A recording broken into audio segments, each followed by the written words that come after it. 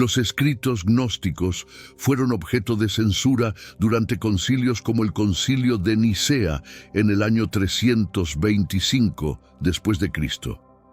En este encuentro histórico, la Iglesia tenía como propósito establecer una doctrina cristiana unificada y eliminar cualquier enseñanza que se desviara de su línea oficial.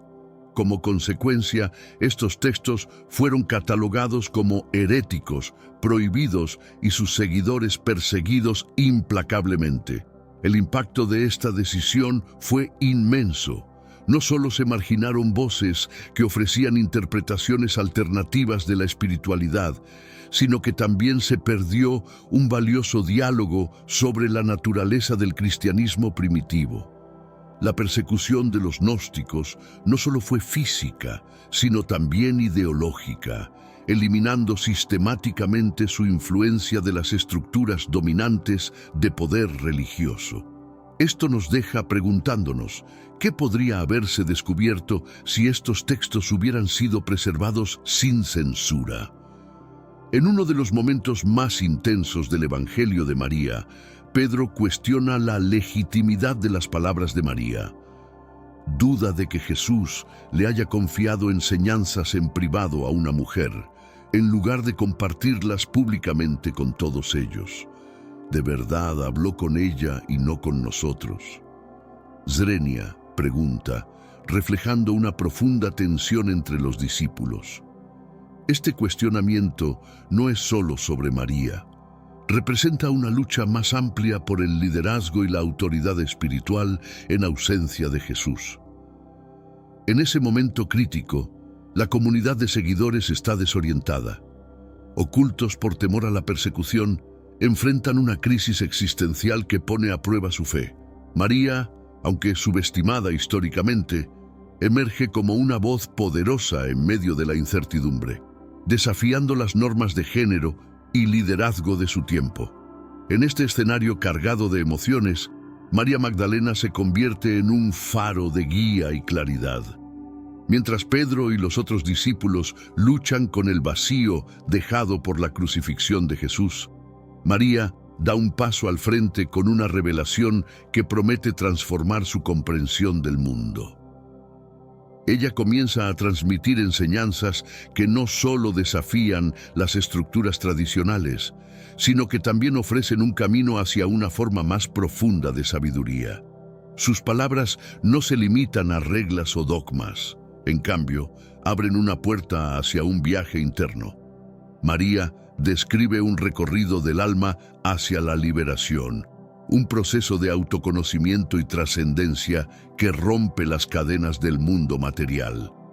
Para los discípulos, este mensaje no es solo sorprendente, sino revolucionario, ya que les invita a mirar más allá de sus miedos y expectativas terrenales. En el núcleo de este conocimiento secreto está la lucha del alma contra las fuerzas que buscan mantenerla atada al plano físico. María revela cómo Jesús le habló de los 7 poderes: oscuridad, deseo, ignorancia, envidia, maldad, desesperación y orgullo.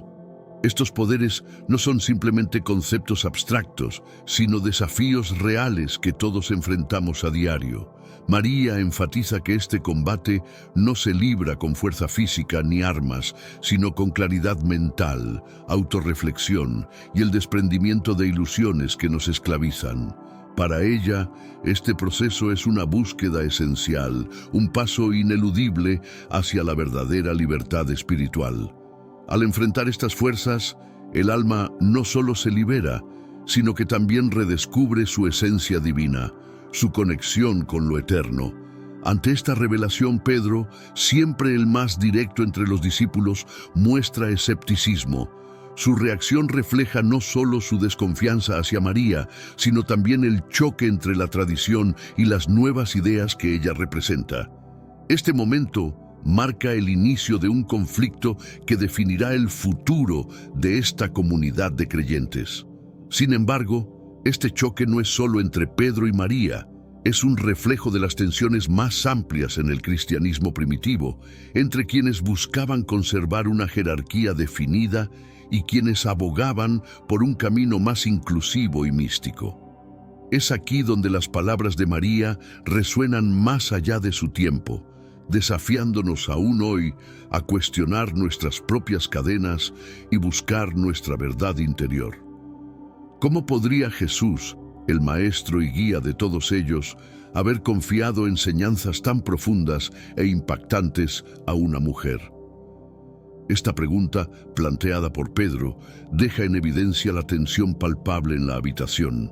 La atmósfera se carga de incredulidad y desafío, mientras Pedro cuestiona abiertamente la autoridad de María y la legitimidad de su visión. Sin embargo, María no retrocede. Su postura es firme y su voz decidida. Habla como alguien que ha vislumbrado una verdad que trasciende cualquier expectativa o juicio humano. En medio del tumulto, María declara con convicción: «Vi al Señor en una visión». Su voz resuena con claridad, desafiando la duda colectiva. Luego continúa: «Él me dijo: María, bendita seas tú por no basarte solo en lo que ves con tus ojos. Donde está la mente, allí se encuentra el tesoro». Evangelio de María 5-7-8. En este mundo actual, vemos cada vez más personas yendo en contra de los principios tradicionales, y parece que lo inmoral está cada vez más presente. Es común sentirse desorientado y sin rumbo. Sin embargo, aún existe un camino para recuperar la verdadera esencia y restablecer los principios éticos en nuestra rutina diaria. Si te sientes perdido en medio de la confusión y deseas más claridad, tenemos algo especial para ti, un recurso creado especialmente para ayudarte a comprender el significado de estos desafíos actuales y enfrentarlos con sabiduría y valentía. Este es el verdadero valor de Caminos de la Revelación, descifrando la Biblia por completo, un camino hacia la claridad y la serenidad a través de sus enseñanzas. Lo mejor de todo es que está disponible ahora, como un regalo, en el primer comentario fijado. No pierdas esta oportunidad de transformar tu vida y descubrir el propósito genuino de estos desafíos. Ahora volvamos al tema principal del vídeo. Estas palabras, impregnadas de una profunda sabiduría espiritual, no solo incomodan a Pedro, sino que también despiertan algo en el resto de los discípulos. Hay un reconocimiento latente, una chispa de comprensión que comienza a iluminar las profundidades de su desconcierto. Este momento no es solo un enfrentamiento entre dos líderes, sino un punto de inflexión en su comunidad. La revelación de María abre una puerta a una verdad más compleja y desafiante. Los discípulos se encuentran en una encrucijada emocional e intelectual. Deben decidir si están listos para cuestionar sus creencias previas y abrazar una visión que exige mirar más allá de lo visible y sumergirse en el misterio del alma. Aquí es donde el contexto del gnosticismo se vuelve crucial para comprender las palabras de María. El gnosticismo, como corriente espiritual, ofrece una interpretación radicalmente distinta de la existencia y el propósito humano. Esta visión propone que el mundo material no es simplemente imperfecto, sino una prisión creada por un ser conocido como el Demiurgo. Este Dios falso no solo es una figura autoritaria, sino el artífice de un sistema diseñado para mantener al alma atrapada en el sufrimiento y la ilusión. María explica que Jesús le confió un conocimiento que va más allá de los límites del cuerpo físico y las estructuras terrenales. Según este saber, el mundo material no es un regalo divino, sino una trampa que desvía a la humanidad de su verdadero propósito. Para liberarse, el alma debe emprender un viaje de autodescubrimiento, enfrentando y superando las fuerzas que la atan. Estas fuerzas, conocidas como los 7 poderes, son más que conceptos abstractos. Representan los desafíos cotidianos como la ignorancia, la envidia, el deseo y la desesperación. Este enfrentamiento con los 7 poderes no es una batalla convencional, sino un proceso de despertar espiritual. María destaca que la liberación no se logra con fuerza física ni con obediencia ciega, sino a través de la gnosis, el conocimiento profundo de uno mismo y del verdadero origen divino del alma. En su relato, María no solo comparte las enseñanzas de Jesús, sino que también ofrece una guía práctica para trascender las ataduras de este mundo y alcanzar un plano superior de existencia. Mientras María expone estas ideas, la tensión en la habitación se intensifica. Pedro, fiel a su carácter impulsivo, responde con desconfianza, reflejando su lucha interna para reconciliar las enseñanzas de Jesús con esta nueva perspectiva. Para él y los otros discípulos, aceptar el mensaje gnóstico significaría replantearse todo lo que han aprendido, incluyendo su entendimiento de Dios y el propósito de su fe. El gnosticismo, con su enfoque en la salvación individual a través del conocimiento, no solo desafía las enseñanzas ortodoxas, sino también las bases de la autoridad religiosa y social de su tiempo. Al priorizar la experiencia personal sobre las instituciones, cuestiona las jerarquías establecidas y ofrece una alternativa radicalmente liberadora. Esto explica por qué los textos gnósticos, como el Evangelio de María, fueron censurados y casi borrados de la historia. Representaban una amenaza directa a las estructuras de poder, ofreciendo una visión que empoderaba al individuo sobre cualquier autoridad externa. María concluye describiendo cómo, tras la muerte, el alma no simplemente se disuelve en el vacío. En lugar de eso, debe enfrentarse a los 7 poderes que dominan el mundo material. Este desafío final no es solo un obstáculo, sino una oportunidad para el alma de reafirmar su origen divino y alcanzar la verdadera libertad. Esta narrativa no es solo una enseñanza espiritual, es una llamada a la acción, un recordatorio de que la salvación no se encuentra en seguir ciegamente dogmas, sino en despertar al conocimiento interno que nos conecta con lo eterno. Es aquí, en el mensaje de María, donde el gnosticismo revela su esencia transformadora, invitando a todos a mirar más allá de las apariencias y abrazar la verdad que yace en lo profundo del ser. Estos no son simplemente conceptos abstractos, sino fuerzas reales y palpables que impactan profundamente cada faceta de la experiencia humana. Cada uno de estos poderes representa un obstáculo específico que el alma debe confrontar y superar en su búsqueda de trascendencia espiritual. El primer desafío, conocido como la oscuridad, simboliza el estado primario de ignorancia. La oscuridad no solo nos ciega ante la verdad, sino que también nos mantiene prisioneros en un ciclo interminable de temor y confusión. Es la fuerza que nubla nuestra percepción, impidiéndonos ver más allá de las ilusiones que dominan nuestro mundo. Sin embargo, cuando el alma enfrenta esta oscuridad, comienza a despertar, descubriendo que lo que consideraba real es, en realidad, un velo que oculta su auténtica esencia. Este es el primer paso hacia la liberación, el momento en que se enciende una chispa de claridad en medio del caos. Después de enfrentar la oscuridad, el alma se encuentra con el poder del deseo. Este segundo desafío representa los apegos terrenales y las ansias que nos atan al plano físico. El deseo, arraigado profundamente en nuestra naturaleza humana, se manifiesta a través de nuestras necesidades de placer, seguridad y satisfacción personal.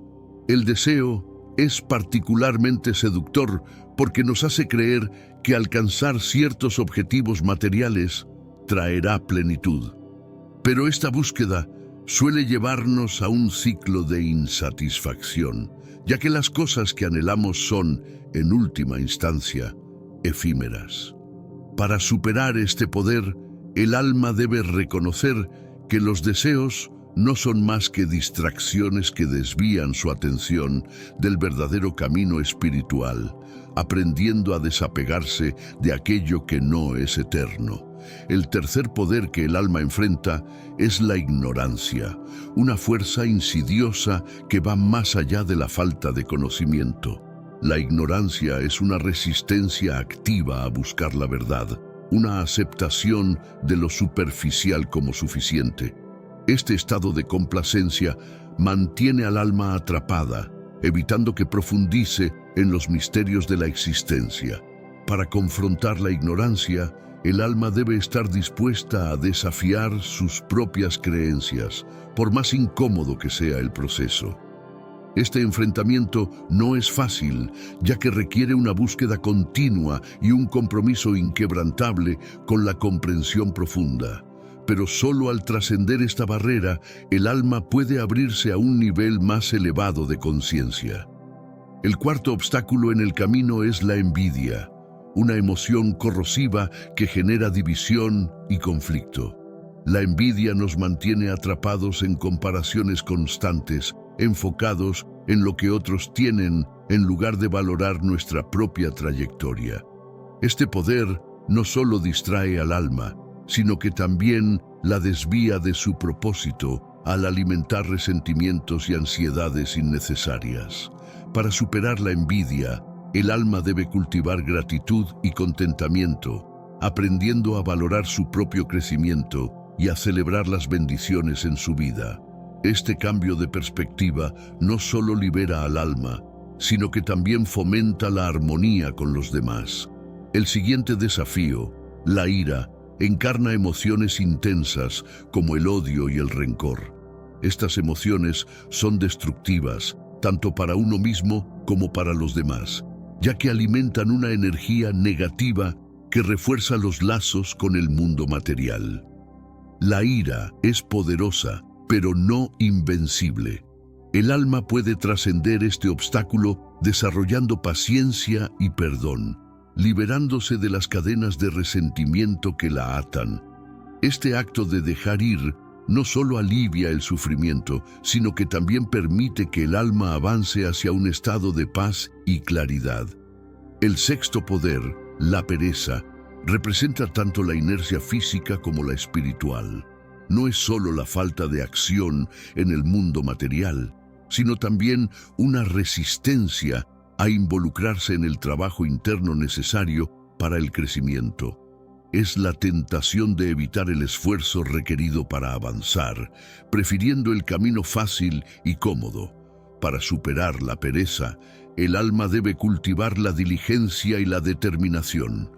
Esta fuerza de voluntad se convierte en el motor que impulsa su ascenso, ayudándola a mantenerse en el camino hacia la trascendencia, incluso cuando las pruebas se vuelven difíciles. El último poder es la arrogancia, una ilusión peligrosa que lleva al alma a creer que ya ha alcanzado su máximo potencial. Este falso sentido de iluminación ciega al individuo, impidiéndole reconocer sus propias limitaciones y la necesidad de seguir aprendiendo. La arrogancia es un obstáculo que solo puede superarse mediante la humildad. Al aceptar que el camino espiritual es infinito y que siempre hay más por descubrir, el alma se libera de esta trampa y se abre a nuevas posibilidades de crecimiento y transformación. Esta visión del ascenso del alma no solo ilumina el pensamiento gnóstico, sino que también ofrece una profunda reflexión sobre la condición humana. Cada poder representa una lucha interna que todos enfrentamos, y las enseñanzas gnósticas nos invitan a enfrentarlas con valentía, guiándonos hacia un nivel superior de conciencia y libertad espiritual. El crecimiento espiritual no es un camino superficial ni inmediato. Requiere una profunda introspección y un compromiso constante para vencer las fuerzas que nos atan al mundo material.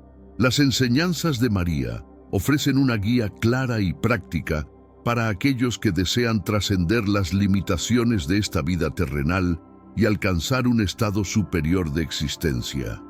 A menudo, relegada a un segundo plano en la narrativa tradicional, los textos gnósticos pintan un retrato distinto de María Magdalena. Aquí, María no es solo una seguidora fiel, sino una líder prominente, incluso reconocida como el apóstol de los apóstoles. Este título destaca su papel único y esencial en el círculo íntimo de Jesús. Sin embargo, esta posición privilegiada no estuvo exenta de desafíos, tanto dentro como fuera de su comunidad. El Evangelio de María la presenta como una figura que gozó de la absoluta confianza de Jesús, un confidente al que se le otorgaron revelaciones especiales que ni siquiera los demás apóstoles conocían. Este nivel de confianza y prominencia no solo le dio autoridad, sino que también generó tensiones, especialmente con Pedro, quien, según varios textos apócrifos, mostró abierta hostilidad hacia su liderazgo. Pero antes, comparte este video con alguien a quien aprecias. Nuestra misión más grande en la tierra es difundir la palabra del Señor. ¿Sabías que muchas personas carecen de conocimientos por falta de contenido adecuado? Envíalo a ese grupo de WhatsApp o públicalo en Facebook. Estoy seguro de que no te arrepentirás. Y si te gustan videos como este, comenta abajo, quiero más. Así sabré si realmente lo disfrutas y definitivamente traeré contenido nuevo similar. Volviendo al tema principal, en un momento crucial del Evangelio de María, Pedro pone en duda la legitimidad de sus palabras. Pregunta: ¿es posible que Jesús haya hablado en privado con una mujer y no abiertamente con nosotros? ¿De verdad deberíamos todos escucharla? ¿La prefiere a nosotros? Evangelio de María 9:4-5. Este enfrentamiento pone de manifiesto las luchas de poder dentro de la comunidad cristiana primitiva. Una lucha que no solo giraba en torno a la autoridad espiritual, sino también al papel de género en el liderazgo. María, lejos de intimidarse, mantiene su posición con determinación. Reafirma las enseñanzas que recibió directamente de Jesús, enfocándose en la jornada interior del alma, un concepto que los demás discípulos, especialmente Pedro, encuentran difícil de aceptar. Su confianza inquebrantable frente al escepticismo subraya su papel único como una figura de autoridad espiritual. Más que un conflicto personal, esta tensión entre Pedro y María simboliza un debate más amplio dentro del cristianismo primitivo. Representa la pugna entre visiones patriarcales que buscaban consolidar el poder masculino y perspectivas más inclusivas que abogaban por una autoridad espiritual basada en el conocimiento interno y no en el género. Mientras los evangelios canónicos enfatizan el liderazgo de Pedro y otros apóstoles masculinos, textos gnósticos como el Evangelio de María cuentan una historia distinta, una en la que las mujeres desempeñan roles esenciales en la espiritualidad y el liderazgo. Las implicaciones de esta narrativa son profundas. Al posicionar a María como una figura central, el Evangelio de María desafía las estructuras patriarcales que eventualmente dominaron la Iglesia. Sugiere que la autoridad espiritual no depende del género, sino de la capacidad de conectarse profundamente con lo divino y de la comprensión interior. Este mensaje, radical en su época, era una amenaza directa al orden establecido. No es sorprendente que los textos que destacaban el liderazgo de María fueran marginados, censurados e incluso prohibidos por la Iglesia primitiva. Pero, ¿por qué María y su mensaje resultaban tan desafiantes para las estructuras de poder de aquel tiempo? La respuesta reside en la naturaleza transformadora de sus enseñanzas. A diferencia del modelo jerárquico y doctrinal de la Iglesia, que enfatizaba la obediencia y la mediación a través de instituciones religiosas, las enseñanzas de María se centraban en la experiencia directa con lo divino. María enseñaba que la salvación no dependía de las normas externas ni de la autoridad eclesiástica, sino del conocimiento interno y la conexión personal con lo eterno. Este enfoque ponía en tela de juicio la necesidad de intermediarios, ya fueran sacerdotes, apóstoles o dogmas. Era un llamado a empoderar al individuo, otorgándole la responsabilidad y el privilegio de su propio camino espiritual. En esencia, María proponía un modelo de espiritualidad que colocaba el autoconocimiento y la experiencia personal por encima de cualquier institución terrenal. Este mensaje representaba una amenaza existencial para la Iglesia primitiva, que buscaba consolidar su poder controlando el acceso al conocimiento espiritual. Por eso, el papel de María como líder y maestra fue deliberadamente borrado de la narrativa dominante. Pero su historia, preservada en textos como el Evangelio de María, nos invita a replantear la historia del cristianismo temprano. Nos desafía a imaginar una comunidad cristiana más inclusiva, donde el liderazgo y la autoridad no estaban definidos por el género, sino por la profundidad de la conexión espiritual. Esta visión no solo cambia nuestra percepción de María, sino también la de toda la tradición cristiana. Nos invita a explorar un camino donde la espiritualidad es accesible para todos, sin barreras ni jerarquías, y donde el verdadero liderazgo surge del interior de cada alma. ¿Cómo es posible que ideas tan revolucionarias, junto con otras enseñanzas gnósticas, casi se perdieran en el tiempo? La respuesta yace en el destino trágico de los textos gnósticos, escrituras que ofrecían una perspectiva única y a menudo desafiante sobre las enseñanzas de Jesús y la naturaleza del divino. Estos textos, entre ellos el Evangelio de María, fueron sistemáticamente etiquetados como heréticos, suprimidos y finalmente prohibidos por la Iglesia primitiva. Pero la historia tenía una sorpresa reservada. En 1945, un hallazgo extraordinario resucitaría estas voces olvidadas. En un remoto pueblo egipcio llamado Nag Hammadi, un grupo de campesinos desenterró accidentalmente una colección de antiguos manuscritos que habían permanecido ocultos durante casi 1600 años. Este descubrimiento, conocido como la Biblioteca de Nag Hammadi, incluía una vasta cantidad de escritos gnósticos como el Evangelio de Tomás, el Evangelio de Felipe y el Evangelio de la Verdad. Textos que se creían perdidos para siempre volvieron a salir a la luz, ofreciendo una nueva ventana a una forma de cristianismo antiguo que había sido deliberadamente borrada de la historia oficial. El impacto de la biblioteca de Nag Hammadi no puede subestimarse. Fue como encontrar una pieza crucial de un rompecabezas que revela un lado de la cristiandad primitiva largamente ignorado. Estos textos proporcionaron vislumbres de una espiritualidad que priorizaba la experiencia directa y personal con lo divino, un enfoque que resonaba profundamente con las enseñanzas atribuidas a María Magdalena.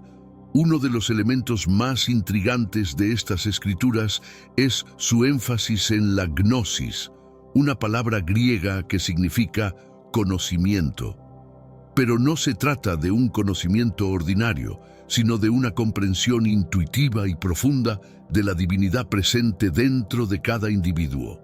Por ejemplo, el Evangelio de Tomás comienza con las enigmáticas palabras: quien descubra la interpretación de estas palabras no probará la muerte.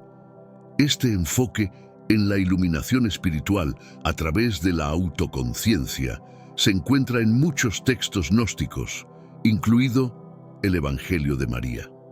Sé que a veces en nuestras vidas tenemos más preguntas que respuestas. Si te sientes perdido y buscas claridad, tenemos algo para ti. Caminos de la Revelación, descifrando la Biblia por completo. Un libro lleno de enseñanzas y respuestas, disponible ahora como un regalo en el primer comentario. No te pierdas la oportunidad de transformar tu vida y entender el verdadero propósito de estos desafíos. ¿Por qué estos textos fueron considerados tan peligrosos para la Iglesia primitiva? La respuesta se encuentra en su contenido. Las escrituras gnósticas no solo presentaban ideas que desafiaban las doctrinas oficiales, sino que también ofrecían alternativas radicales sobre la naturaleza de Dios, el papel de Jesús y el camino hacia la salvación. Por ejemplo, el Evangelio de Felipe sugiere una relación profundamente espiritual entre Jesús y María Magdalena, una conexión que va más allá de lo que describen los evangelios canónicos. Además, muchos textos gnósticos rechazan la idea de un Dios único y omnipotente. En cambio, proponen una cosmología más compleja, en la que múltiples entidades divinas desempeñan diferentes roles. Entre ellas está el demiurgo, un dios menor asociado con la creación del mundo material, un reino que el gnosticismo describe como corrupto e ilusorio. Estas ideas chocaron frontalmente con las doctrinas monoteístas de la Iglesia primitiva, desafiando no solo su enseñanza teológica, sino también su autoridad institucional. La respuesta de la Iglesia fue contundente. Los textos gnósticos fueron condenados formalmente en eventos como el Concilio de Nicea, en el año 325 después de Cristo, donde se definió la doctrina ortodoxa y se buscaron eliminar todas las enseñanzas que se desviaran de ella. El impacto fue devastador. Los textos gnósticos fueron prohibidos y sus seguidores perseguidos ferozmente. En su esfuerzo por establecer una visión unificada del cristianismo, la Iglesia primitiva silenció deliberadamente estas voces disidentes, relegándolas al olvido. Sin embargo, el descubrimiento de Nag Hammadi revirtió parcialmente esta pérdida, brindándonos una oportunidad única para redescubrir estas perspectivas olvidadas. Lo que hace que estas escrituras sean tan poderosas es su mensaje profundamente personal y universal.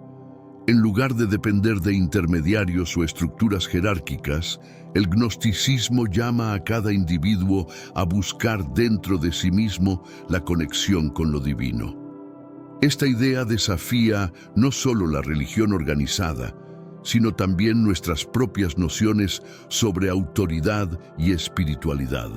El redescubrimiento de estos textos nos obliga a reconsiderar la historia del cristianismo, a explorar sus raíces diversas y a reconocer las múltiples interpretaciones de lo sagrado que fueron suprimidas. Hoy, gracias a Nag Hammadi, las enseñanzas gnósticas, incluidas las de María Magdalena, continúan inspirando a quienes buscan una espiritualidad basada en la introspección y la experiencia personal, en lugar de la obediencia ciega a las estructuras externas. A pesar de los esfuerzos sistemáticos de la Iglesia por erradicar estas enseñanzas, el descubrimiento de la biblioteca de Nag Hammadi aseguró que la sabiduría de los gnósticos no se perdiera para siempre. Hoy en día, investigadores, académicos y buscadores espirituales exploran estos textos, redescubriendo un paisaje rico y diverso de espiritualidad cristiana primitiva. Al profundizar en la sabiduría contenida en los textos gnósticos, llegamos al núcleo de su mensaje, un mensaje que resuena profundamente con las enseñanzas de María Magdalena. En la visión gnóstica, la salvación no es algo otorgado desde lo alto, sino un logro personal que se obtiene a través del autoconocimiento. Según esta perspectiva, el mundo material no es una creación perfecta, sino una prisión construida por el demiurgo, un ser divino inferior y defectuoso. Este ser mantiene a las almas atrapadas en cuerpos físicos, desconectadas de su verdadera fuente divina. Sin embargo, dentro de cada persona reside una chispa de lo divino, un fragmento de esa realidad superior que trasciende el reino material. Para liberarse del ciclo interminable de nacimiento, muerte y renacimiento en este mundo, uno debe despertar a esta divinidad interior. Este despertar se logra a través de la gnosis, un conocimiento profundo y directo del verdadero ser y de lo divino. Las enseñanzas de María Magdalena, como se presentan en el Evangelio de María, están perfectamente alineadas con este énfasis gnóstico en el autodescubrimiento. María describe la jornada del alma no como un camino de obediencia ciega o de adherencia a normas externas, sino como un viaje hacia el interior, un proceso que requiere superar la ignorancia y reconocer nuestra verdadera naturaleza. Este viaje no está exento de desafíos. Como vimos anteriormente, implica confrontar los 7 poderes, fuerzas del mundo material que intentan mantener el alma atrapada. Sin embargo, la clave de esta transformación no se encuentra en rituales externos ni en instituciones religiosas, sino en la propia capacidad de introspección y conexión espiritual. El Evangelio de María recuerda las palabras de Jesús a ella: donde está la mente, está el tesoro. Evangelio de María 5:7. Este mensaje encapsula la esencia del camino gnóstico, enfatizando que la mente, adecuadamente enfocada, actúa como un puente hacia lo divino. En este sentido, la salvación no depende de un salvador externo, sino de la realización del potencial divino que yace dormido dentro de cada uno de nosotros. Esta idea de que la salvación se encuentra en el conocimiento interno es una de las razones por las cuales el gnosticismo es tan poderoso y a la vez tan controvertido.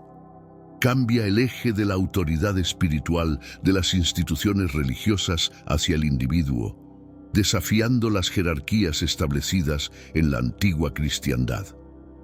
No es de extrañar que estas enseñanzas fueran suprimidas.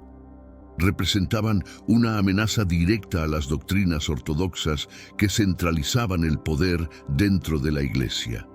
Sin embargo, el mensaje de María es claro: la verdadera libertad y salvación no vienen de afuera, sino de adentro. Este sentimiento se repite constantemente en los textos gnósticos. Por ejemplo, en el Evangelio de Tomás, Jesús dice: si sacas lo que está dentro de ti, lo que tienes te salvará. Si no sacas lo que está dentro de ti, lo que no tienes te destruirá. Evangelio de Tomás, dicho 70. Estas palabras subrayan la importancia del descubrimiento interno, de desbloquear ese conocimiento divino que yace oculto dentro de cada persona. Este llamado a mirar hacia adentro es, en última instancia, una invitación a la liberación. Los textos gnósticos no solo nos instan a desafiar las limitaciones del mundo material, sino también a reconsiderar las narrativas dominantes sobre la espiritualidad y la autoridad. Nos animan a tomar responsabilidad por nuestro propio camino, recordándonos que la salvación no es algo que se otorga desde arriba, sino algo que debemos buscar activamente dentro de nosotros mismos. El legado de María Magdalena y los textos gnósticos continúa siendo una poderosa fuente de inspiración para quienes buscan un camino espiritual auténtico, libre de estructuras rígidas y lleno de posibilidades personales. A través de ellos, redescubrimos que la verdadera transformación comienza en el interior y que cada uno de nosotros tiene la capacidad de conectar con lo divino y alcanzar un estado de ser más elevado. María Magdalena y los gnósticos nos invitan a repensar la salvación, no como una promesa distante o inalcanzable, sino como una realidad presente, al alcance de cada persona que cultive el conocimiento propio y la comprensión espiritual. Esta visión plantea una práctica espiritual profundamente personal e introspectiva, que se aleja de la conformidad externa y de los rituales rígidos. Es una invitación a mirar hacia adentro, a reconocer nuestra verdadera esencia y a transformar nuestra experiencia de vida desde lo interno. Esta perspectiva no solo redefine el significado de salvación, sino que también toca una fibra universal en la experiencia humana. Trasciende las fronteras de cualquier religión específica, ofreciendo un camino espiritual accesible para cualquiera, independientemente de su origen o creencias. El énfasis gnóstico en el conocimiento interno y la conexión directa con lo divino sigue resonando profundamente entre buscadores espirituales de diferentes culturas y épocas. Es un mensaje que, inesperadamente, se convierte en un llamado al empoderamiento personal. El papel de María Magdalena en la antigua cristiandad, tal como lo revelan el Evangelio de María y otros textos gnósticos, fue nada menos que revolucionario. No era simplemente una seguidora, era una maestra, una guía espiritual que mostraba un camino hacia la salvación a través del autoconocimiento. Su énfasis en la jornada del alma, en superar los 7 poderes que atan al ser humano al mundo material y en la importancia de la introspección, presenta una visión del cristianismo profundamente transformadora. María no enseñaba conformidad ni obediencia ciega. Enseñaba transformación interna, una revolución del espíritu que comienza enfrentando nuestras propias sombras y limitaciones. Este mensaje, tan poderoso en los primeros siglos de la cristiandad, sigue siendo increíblemente relevante hoy en día. En un mundo que a menudo prioriza el éxito externo, la acumulación material y las apariencias, las enseñanzas de María nos invitan a buscar una existencia más profunda y significativa. Nos recuerdan que la verdadera riqueza no está afuera, sino dentro de nosotros. El legado de María desafía las nociones tradicionales de espiritualidad. Redefine lo que significa ser espiritual al priorizar el descubrimiento personal por encima de las reglas impuestas. No se trata de seguir un conjunto de normas preestablecidas, sino de embarcarse en una jornada íntima de autodescubrimiento en la que enfrentamos nuestras propias limitaciones y reconocemos nuestra verdadera naturaleza como seres de luz y espíritu. Los textos gnósticos, incluido el Evangelio de María, ofrecen un mapa para esta jornada. Proporcionan una guía para quienes buscan más allá de la superficie y desean explorar los misterios más profundos de la existencia. Este enfoque resuena hoy en día, a medida que más personas descubren el valor de estos textos no solo como piezas históricas, sino como herramientas vivas para el despertar espiritual. El interés renovado en la espiritualidad gnóstica es una señal de que las enseñanzas de María Magdalena continúan inspirando. Académicos, buscadores espirituales e incluso comunidades religiosas reconocen su relevancia en un mundo que necesita desesperadamente reconectarse con lo esencial. María nos muestra que la verdadera espiritualidad no consiste en buscar respuestas fuera de nosotros, sino en redescubrir la chispa divina que llevamos dentro. En última instancia, las enseñanzas de María son un recordatorio poderoso de que el camino a la salvación es personal. Es una jornada que requiere valentía, introspección y la disposición de desafiar el statu quo. Es una invitación a mirar más allá de las apariencias, a enfrentarnos a nuestras propias sombras y a encontrar la luz que siempre ha estado dentro de nosotros. Como lo expresó el Evangelio de Lucas 17:21, el reino de Dios está dentro de ti. Este mensaje, simple pero profundo, encapsula el corazón de las enseñanzas de María Magdalena y del gnosticismo. La clave para el despertar espiritual no está en un lugar lejano, sino en el interior de cada uno de nosotros. Nos corresponde descubrirlo, abrazarlo y dejar que transforme nuestras vidas desde dentro hacia afuera. Este versículo encapsula de manera perfecta el mensaje esencial de María Magdalena. Lo divino no se encuentra en templos grandiosos ni en elaborados rituales, sino en el corazón y la mente de cada individuo. Su legado nos recuerda que el camino hacia la espiritualidad auténtica comienza con el autoconocimiento y la conexión interior. Gracias por acompañarnos en este profundo viaje a través del legado de María Magdalena y las enseñanzas gnósticas. Esperamos que esta exploración haya ofrecido una nueva perspectiva sobre la espiritualidad y la historia del cristianismo temprano. Si este contenido resonó contigo, te invitamos a darle me gusta, compartir tus pensamientos en los comentarios y suscribirte al canal para seguir explorando juntos temas como este. Tu apoyo no solo ayuda a mantener viva esta conversación, sino que también inspira a otros a unirse a la búsqueda de una espiritualidad más profunda y significativa. Recuerda, el poder para transformar tu vida está dentro de ti, esperando ser descubierto. La figura de María Magdalena, tal como se presenta en los textos gnósticos, no solo desafía la narrativa tradicional, sino que también invita a una reflexión más profunda sobre el papel de las mujeres en la espiritualidad antigua. En un tiempo donde la autoridad espiritual estaba dominada por figuras masculinas, María emerge como un símbolo de sabiduría y liderazgo que trasciende las normas de género de su época.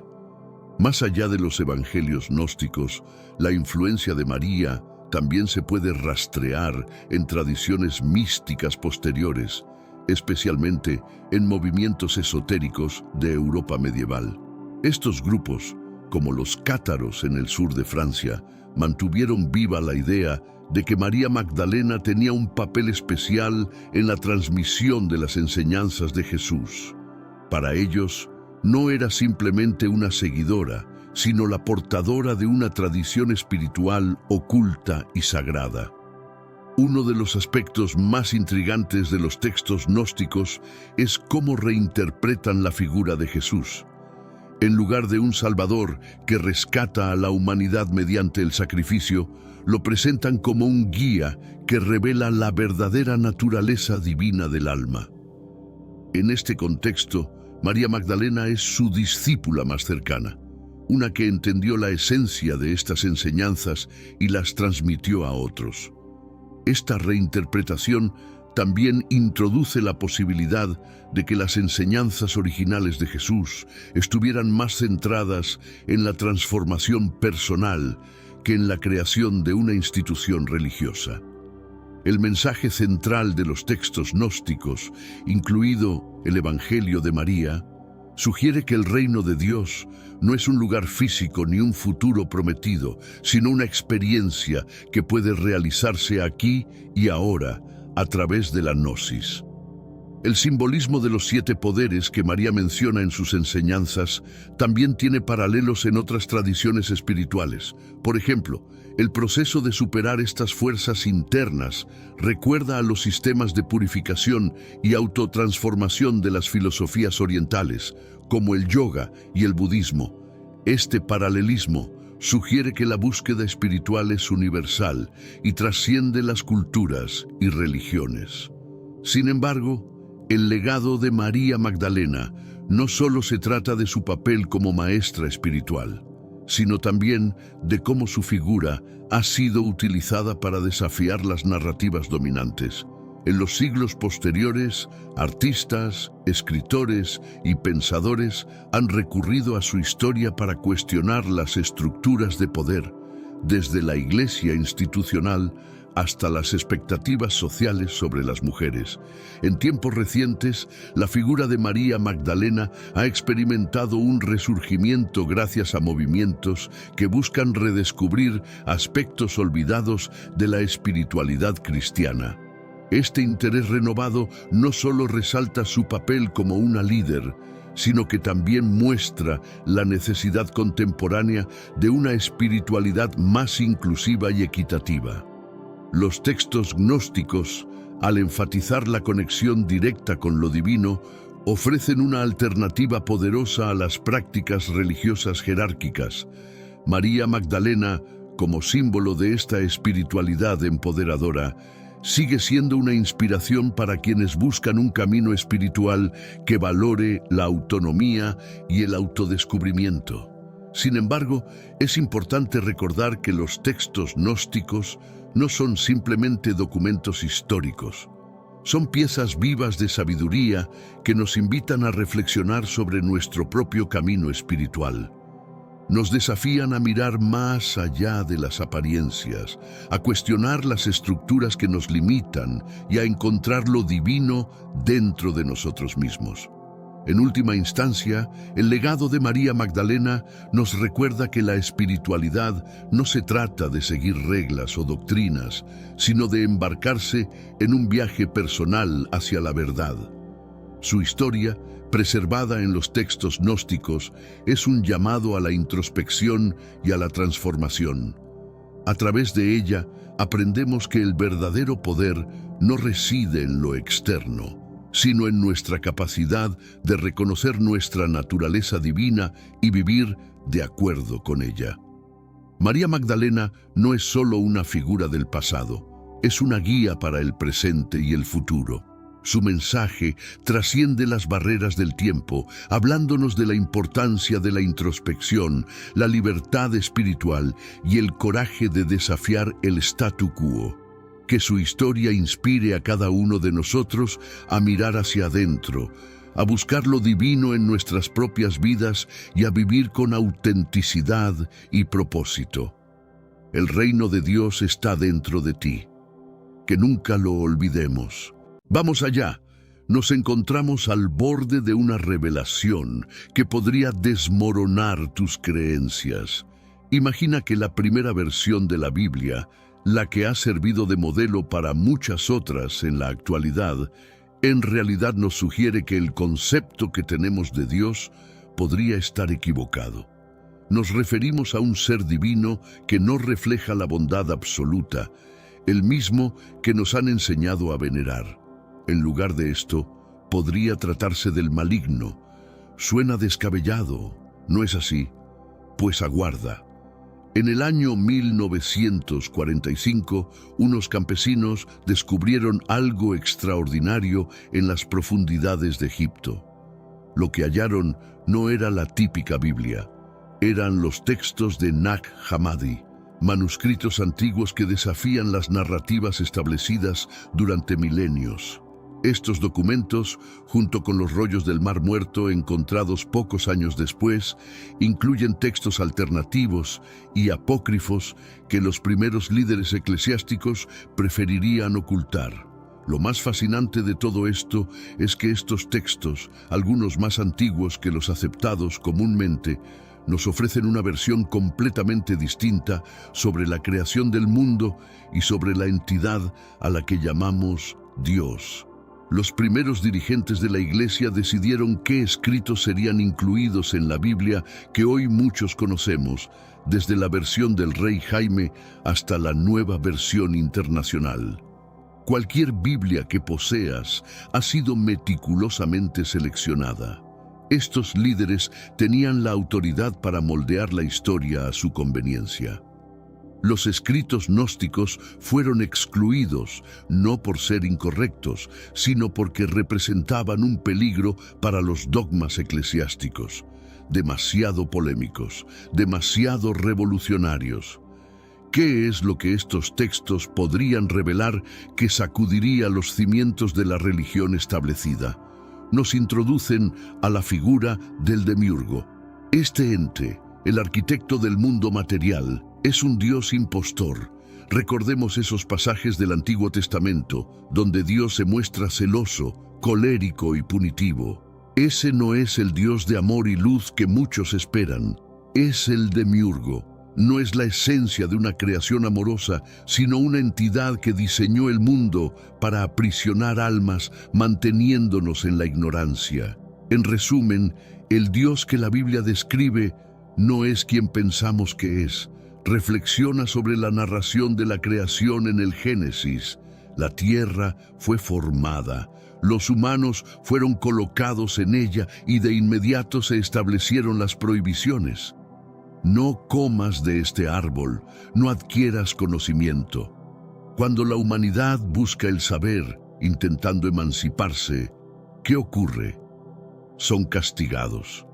Adán y Eva fueron expulsados del paraíso por aspirar a la sabiduría. ¿Por qué un Dios benévolo castigaría el deseo de conocimiento? Y si el verdadero delito no fuera la desobediencia, sino el anhelo de libertad. Los textos gnósticos plantean que el Dios del Antiguo Testamento, el demiurgo, no tiene interés en nuestra liberación o bienestar. Su finalidad es dominarte, confinándote al plano material, ocultando tu verdadero potencial. ¿Y sabes qué? Los primeros cristianos ya eran conscientes de esto, al menos algunos de ellos. Existieron corrientes completas, como los valentinianos, que desconfiaban del Dios en el que creía la mayoría. Afirmaban que la auténtica esencia divina trasciende este mundo y que el demiurgo no es más que una aberración cósmica, un carcelero. Sin embargo, estas creencias fueron suprimidas. El Imperio Romano, al oficializar el cristianismo, buscaba una versión de la fe que reforzara las estructuras de poder establecidas, no que las desafiara. Por eso, los gnósticos fueron tildados de herejes. Sus escrituras fueron destruidas o escondidas. Durante casi 2 milenios, solo nos han contado una versión de la historia. Pero ahora, con estos hallazgos antiguos, finalmente se está revelando la otra cara de la historia. Esto nos deja una pregunta candente. Si la Biblia que nos han enseñado fue cuidadosamente seleccionada, ¿qué implica eso sobre la imagen de Dios que tiene la mayoría? ¿Es posible que el Dios benevolente del Nuevo Testamento y el vengativo Dios del Antiguo Testamento no sean la misma entidad? Aquí es donde los textos de Nag Hammadi lo cambian todo. Nos muestran que este mundo, lleno de sufrimiento, injusticia y maldad, no fue creado por un Dios de amor, sino por una entidad menos poderosa que se cree Dios. Y los primeros cristianos que seguían estas enseñanzas pensaban que la misión de la humanidad no era la sumisión ciega, sino la liberación. Así comienza la narrativa de Rael. Los textos de Nag Hammadi, los rollos del Mar Muerto y otras escrituras antiguas presentan evidencias que sugieren una verdad incómoda. El Dios del Antiguo Testamento podría ser el mal disfrazado.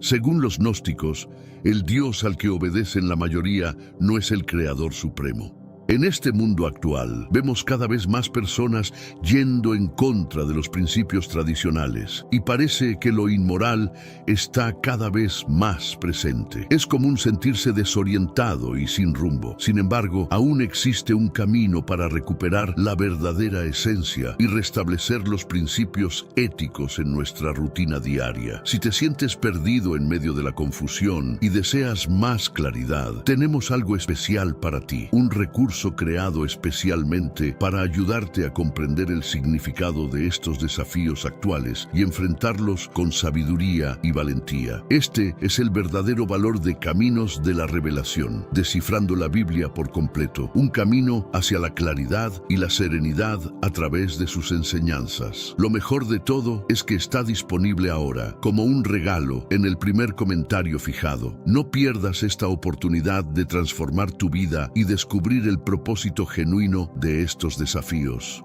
Ahora volvamos al tema principal del vídeo. Para nada. Ellos proponían una idea aún más revolucionaria, que este mundo, todo este universo, fue creado por un Dios falso, un ser al que denominaban el demiurgo. Y créeme, el demiurgo no es quien crees. Se le presenta como un ser ignorante y arrogante. Se cree el Dios definitivo, pero en realidad es solo un creador ciego, completamente ajeno a una fuerza divina verdadera y superior a él. En los escritos gnósticos, el demiurgo crea el mundo material no por amor o misericordia, sino como una prisión. Este mundo es un laberinto, y nosotros somos prisioneros en él. El mundo material está repleto de sufrimiento, corrupción y dolor. Si observas detenidamente, parece diseñado justamente para eso. Su propósito es subyugarte, manteniéndote anclado al ámbito material, velando tu potencial auténtico. ¿Lo sabías? Algunos de los primeros seguidores de Cristo ya eran conscientes de esto. Grupos enteros, como los valentinianos, dudaban del Dios venerado por la mayoría.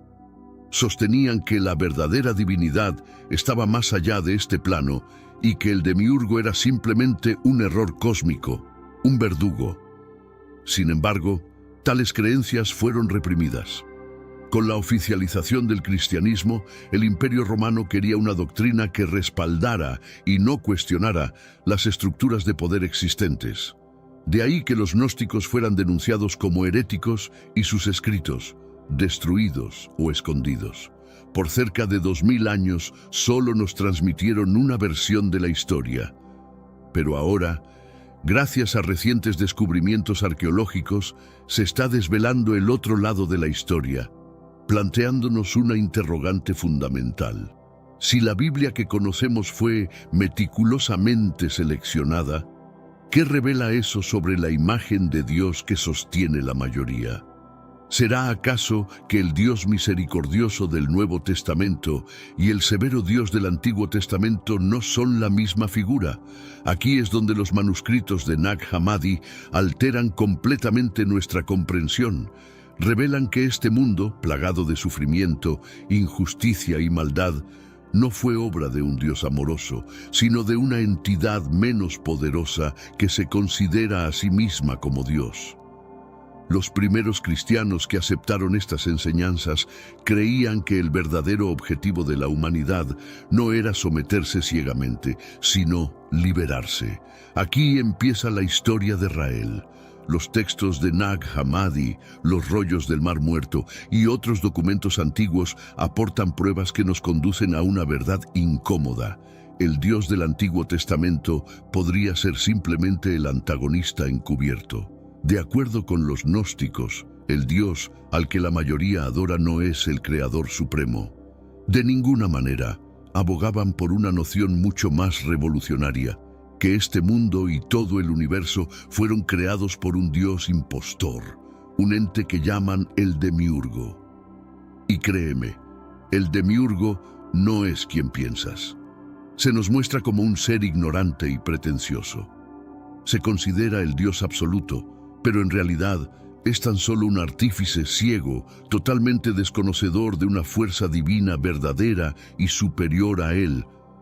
En las escrituras gnósticas, el demiurgo forjó el mundo material no por amor o compasión, sino como una cárcel. Este mundo es una trampa, y nosotros estamos confinados aquí. El plano material está saturado de sufrimiento, corrupción y dolor. Si lo examinas con atención, casi parece que fue diseñado así a propósito. En este punto, todo comienza a cobrar sentido. Desde la perspectiva gnóstica, la serpiente del jardín del Edén no era la antagonista de la historia. En realidad, simbolizaba una fuerza liberadora.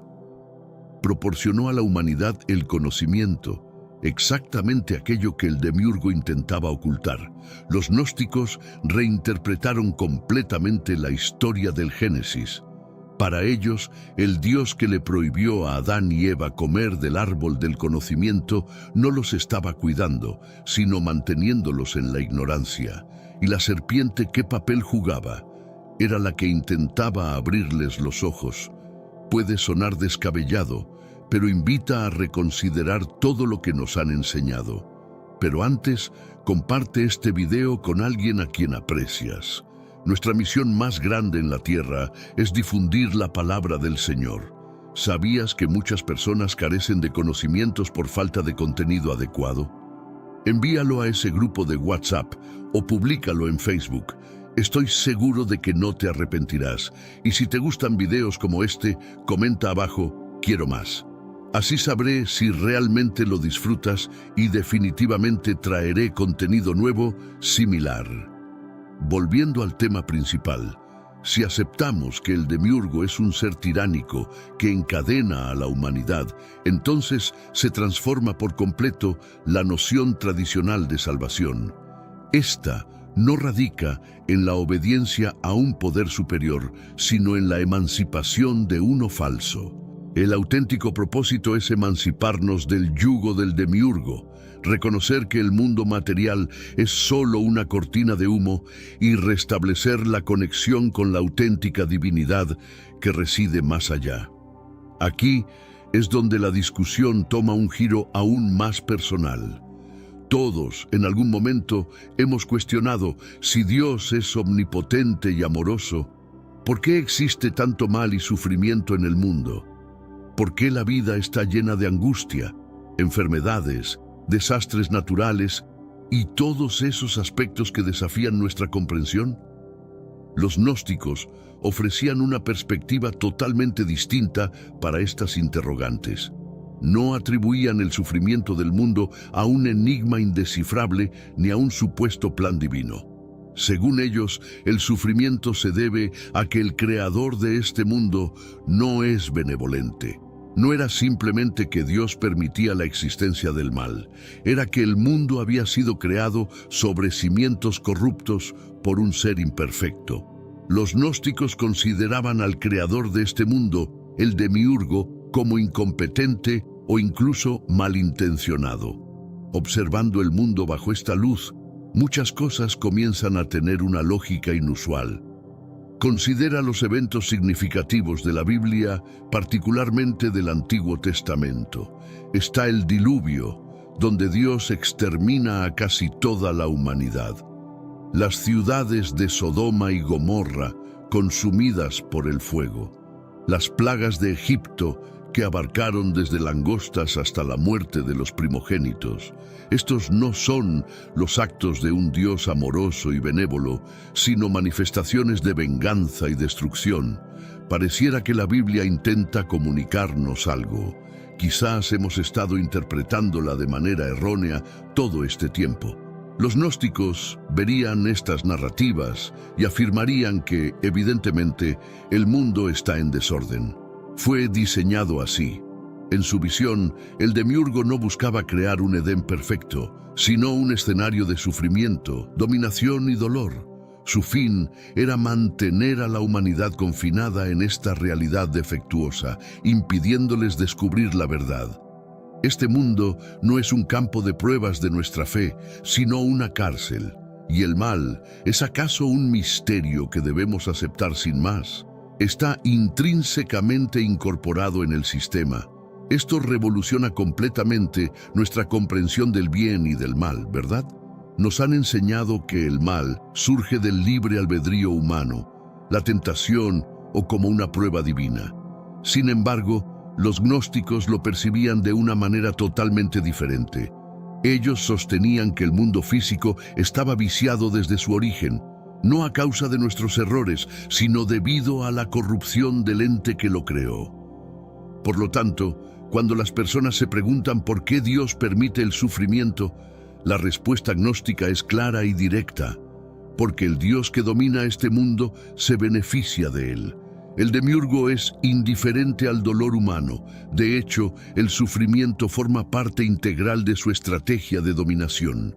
Nos somete, alimenta nuestro miedo y fomenta nuestra devoción hacia él, mientras que la verdadera esencia divina, un nivel superior y puro de conciencia más allá de todo esto, se nos mantiene oculta. Es especialmente perturbador observar cómo este concepto del sufrimiento, como método de control, se manifiesta en nuestra vida diaria. Considera esto. ¿Cuántos de nuestros sistemas fundamentales están diseñados sobre la base del control? Desde los gobiernos y las religiones hasta las normas sociales, todos estos sistemas perpetúan una estructura que nos mantiene controlados, dictándonos lo correcto e incorrecto y cultivando el miedo a desviarnos de estas directrices. Los gnósticos argumentarían que esta es precisamente la realidad que el demiurgo desea. Un mundo cimentado en el miedo y la aflicción propicia la sumisión de sus habitantes. Está el tema del castigo. Los textos bíblicos están repletos de incidentes en los cuales Dios castiga a las personas por su desobediencia. Sin embargo, para los gnósticos, estos castigos no están relacionados con la justicia o la moral. Sé que a veces en nuestras vidas tenemos más preguntas que respuestas. Si te sientes perdido y buscas claridad, tenemos algo para ti. Caminos de la Revelación, descifrando la Biblia por completo. Un libro lleno de enseñanzas y respuestas disponible ahora como un regalo en el primer comentario. No te pierdas la oportunidad de transformar tu vida y entender el verdadero propósito de estos desafíos. Se centran en mantener a la gente subyugada, asegurando que no cuestionen el orden establecido. La historia de Job es un ejemplo emblemático. Aquí tenemos a un hombre que lo hace todo correctamente, sigue todas las reglas, pero aún así sufre de manera atroz, perdiendo todo lo que tiene. ¿La razón? Porque al demiurgo, el dios de este mundo, no le importa la justicia. Su prioridad es mantener el control. Y aquí nos adentramos en una reflexión filosófica más profunda. Si el creador de este mundo es imperfecto, entonces el sufrimiento que padecemos no constituye una lección cósmica sobre moralidad. No se trata de hacernos mejores o más devotos. Es una táctica para mantenernos distraídos, sumidos en el dolor y demasiado devastados para percibir la realidad más amplia. Este enfoque revoluciona completamente nuestra percepción de la fe. En lugar de aceptar el sufrimiento como parte del designio divino, los gnósticos proponían una repudiación total del sistema. No aspiraban a la salvación mediante la obediencia o el castigo.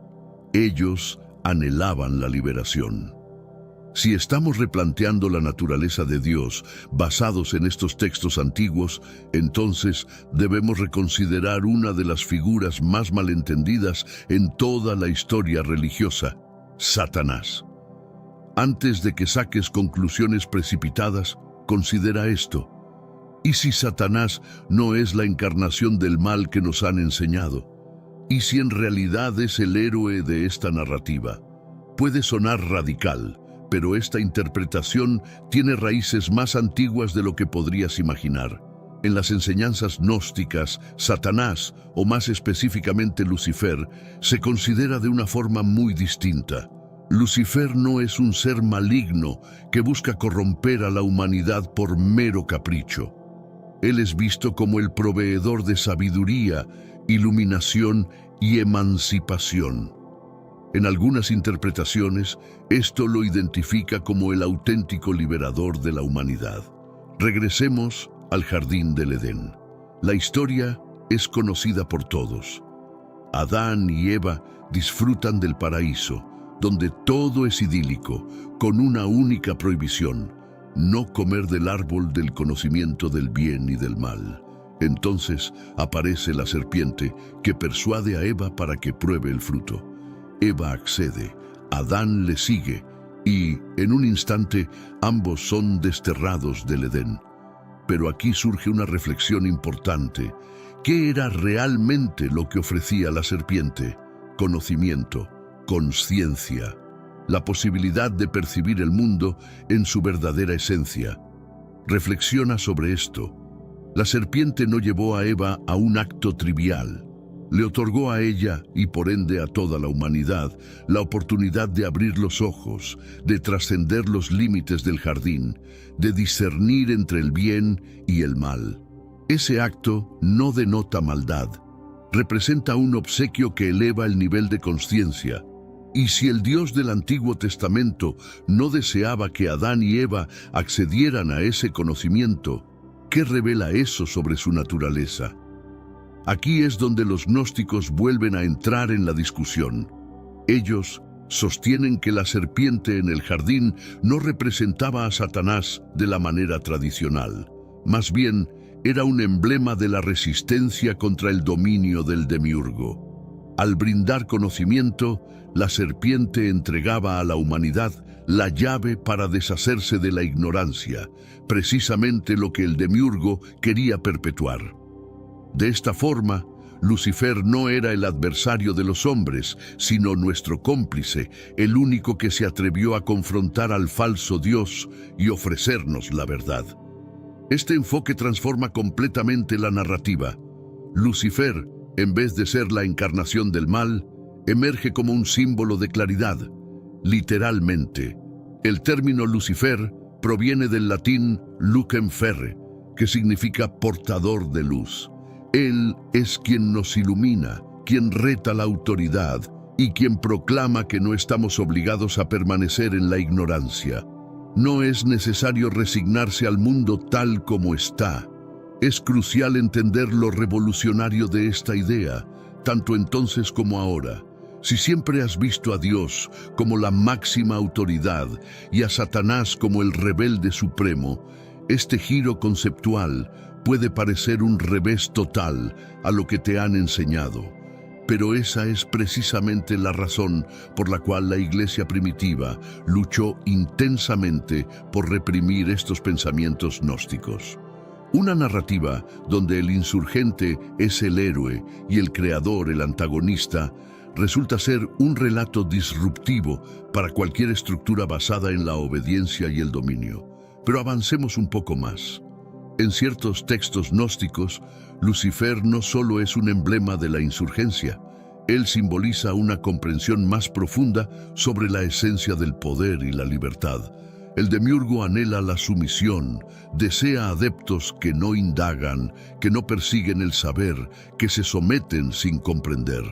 En contraposición, Lucifer personifica la noción de que el verdadero poder emerge del cuestionamiento a la autoridad, de la búsqueda del conocimiento y de la ruptura con las restricciones impuestas. Este leitmotiv se extiende a través de numerosas leyendas y obras literarias, no solo en escritos gnósticos. Considera relatos como el de Prometeo, el titán que sustrajo el fuego de los dioses y lo entregó a los humanos. Es sancionado por su desafío, similar a Lucifer, pero se le honra como un héroe porque osó retar a los dioses y brindar a la humanidad algo precioso. El fuego que Prometeo comparte es conocimiento, al igual que el fruto que Lucifer propone en el Edén. Representa el mismo arquetipo, el insurgente que arriesga todo para iluminar a la humanidad. ¿Qué pasa si desafiar la autoridad no es inherentemente malo? ¿Qué pasa si, de hecho, es el sendero hacia la libertad? Si el demiurgo es un dios impostado que se nutre del control, entonces rebelarse contra él no solo es un gesto de desafío, es un acto de emancipación. Y Lucifer, como la representación de esa rebelión, se transforma en un icono de empoderamiento. Alguien que simboliza la idea de que no tenemos que conformarnos con el mundo como es. Podemos indagar el conocimiento, podemos cuestionar las normativas, podemos forjar nuestro propio rumbo. Naturalmente, esta perspectiva ha estado oculta durante siglos. No es casualidad que Lucifer sea retratado como el villano absoluto en los escritos religiosos predominantes. Si detentas el poder, lo último que deseas es que se cuestione tu autoridad, ¿cierto? Pero los gnósticos, junto a muchas otras tradiciones ancestrales, percibieron más allá de esto. Reconocieron que el auténtico poder, la verdadera libertad, provienen de romper con el control y aceptar la verdad, aunque resulte incómoda. Profundicemos en algo todavía más fascinante, la figura de Jesús. Pero no el Jesús al que quizás estás acostumbrado. En la tradición gnóstica, Jesús no solo fue un Salvador enviado para redimir a la humanidad de sus pecados, sino también un mensajero enviado para desvelar la verdad sobre el demiurgo y para ayudarnos a despertar de la ilusión de este mundo. La visión gnóstica de Jesús es tremendamente distinta a la que ofrece el cristianismo tradicional. Según estas enseñanzas, Jesús no vino a reafirmar la autoridad del Dios del Antiguo Testamento. De hecho, vino a contrariarla. No llegó para instruir a la gente a seguir ciegamente las leyes impuestas por el demiurgo. Más bien, ofreció algo mucho más profundo: salvación a través del conocimiento o la gnosis. Y este saber no trataba sobre pecado o normas morales. Era sobre reconocer que el mundo material es una cárcel y que necesitamos liberarnos de ella. Por lo tanto, los gnósticos veían a Jesús no solo como un ícono de fe, Lo consideraban un educador que llegó para despertar a las personas, para mostrarles que el Dios que la mayoría adora no es la cúspide de la bondad y la luz. Jesús vino a decir: observa más allá de lo aparente. El mundo que crees conocer es simplemente una trampa. En muchos escritos gnósticos, como en el Evangelio de Tomás, Jesús no se muestra como alguien centrado en realizar prodigios o predicar sobre pecados y castigos. Más bien, aparece como un educador de saberes velados. Sus parábolas y doctrinas son crípticas, no por ser intrínsecamente complejas, sino porque señalan hacia una realidad más profunda que el demiurgo prefiere ocultar. Jesús a menudo hablaba del reino de Dios, pero para los gnósticos, este reino no era un paraíso terrenal al que se accede después de la muerte. Representaba un despertar espiritual, una dimensión que trasciende el plano material. El Jesús gnóstico no valoraba la sumisión a las normas religiosas. De hecho, frecuentemente se mostraba en contra de ellas. Recuerdan los constantes enfrentamientos de Jesús con los fariseos, las autoridades religiosas de su época. Los gnósticos interpretaban esto no solo como una simple disputa sobre regulaciones. Ellos percibían que Jesús estaba desafiando activamente el sistema de dominación del demiurgo. No vino para reafirmar que la gente siguiera el dogma religioso. Vino para emanciparlos de ese yugo. Este concepto se hace aún más evidente en los textos gnósticos que no fueron incluidos en el Nuevo Testamento. Por ejemplo, el Evangelio de Judas. En este relato, Judas no es el villano tradicional que hemos aprendido a condenar. Es, más bien, el discípulo que verdaderamente comprendió el mensaje de Jesús. Según esta narrativa, lo que se ha llamado traición de Judas no fue un acto malévolo, sino parte de una estrategia para ayudar a Jesús a liberarse de las ataduras del mundo material. Judas era el único que realmente entendía que la misión de Jesús no consistía en sacrificar su vida por los pecados de la humanidad, sino en desvelar la verdad que los liberaría del control del demiurgo. Los gnósticos no interpretaron la muerte de Jesús como un rescate por los pecados humanos. Consideraban su crucifixión como una demostración de que el mundo material y la muerte son meras ilusiones. La resurrección de Jesús no se trataba solo de un acto milagroso para confirmar su divinidad. Era un acto declarativo, mostrando que la mayor herramienta del demiurgo, la muerte, no posee verdadero dominio sobre quienes han alcanzado la gnosis auténtica. Para los gnósticos, el mensaje fundamental de Jesús era de iluminación. No vino a salvar a las personas de sus pecados mediante su crucifixión. Vino a liberarlas de la ignorancia. Sus enseñanzas buscaban despertar a la gente al hecho de que no necesitan someterse a las reglas del demiurgo, que pueden descubrir la verdad divina por sí mismos.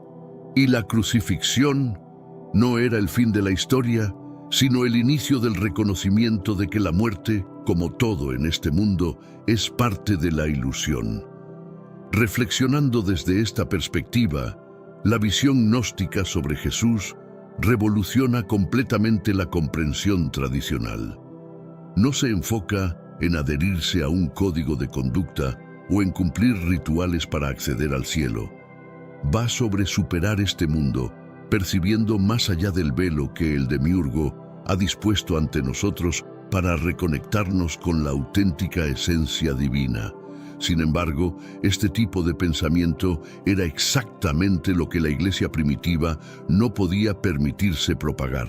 Un Jesús que proclamaba que el Dios del Antiguo Testamento no era el verdadero Dios.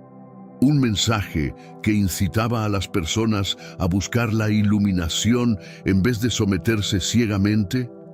Tales ideas radicales podrían desestabilizar los cimientos mismos de la religión institucionalizada. Por eso estos textos, estos evangelios alternativos, fueron suprimidos, destruidos o declarados heréticos. El Jesús que promovía la liberación del sistema del demiurgo no coincidía con el Jesús que la iglesia primitiva quería que se siguiera. Ellos requerían un líder que afirmara la autoridad, no alguien que incentivara a la gente a cuestionarla. Si has estado siguiendo, ya habrás notado cómo los gnósticos redefinieron las narrativas sobre Dios, Satanás y Jesús. Pero hay otro protagonista esencial en esta trama cósmica, Sofía. Aunque no es un nombre que se mencione frecuentemente en discusiones religiosas convencionales, en las doctrinas gnósticas es una de las figuras más cruciales. En la teología gnóstica, Sofía se considera una entidad divina, vista a menudo como la personificación de la sabiduría. Ella es parte del ámbito espiritual elevado, distante del mundo material. Pero aquí es donde la historia toma un giro inesperado. Según la cosmogonía gnóstica, ella es realmente la responsable de la creación del demiurgo.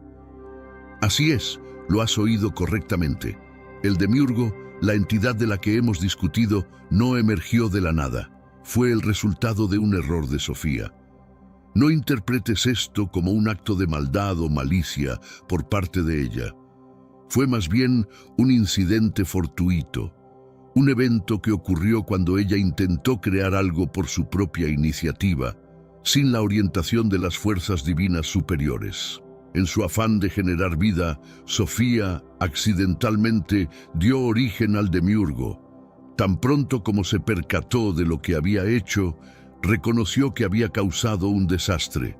El demiurgo, convencido de ser la entidad suprema, comenzó a formar el mundo material, el mismo en el que estamos inmersos. Tras este fallo, Sofía no se desentendió. No dejó el mundo a merced del control del demiurgo. De hecho, Sofía se sumerge activamente en el esfuerzo por resolver la situación. Esto es lo que la hace tan intrigante. Ella encarna tanto la causa del conflicto como la fuerza que intenta remediarlo. En ciertos escritos gnósticos se muestra a Sofía compadeciéndose profundamente por la humanidad, abrumada por el dolor que ha generado el mundo creado por su inadvertencia. Sin embargo, no se da por vencida. La trayectoria de Sofía es una narrativa de redención, aunque no en el sentido convencional. Ella no está aquí para sacrificarse o asumir los pecados de la humanidad. Su papel se centra en el despertar.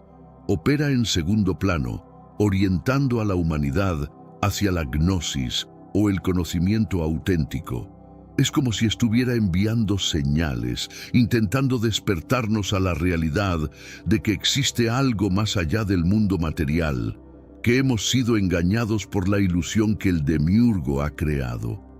El demiurgo, en su ignorancia y arrogancia, desconoce completamente la existencia de Sofía por encima de él.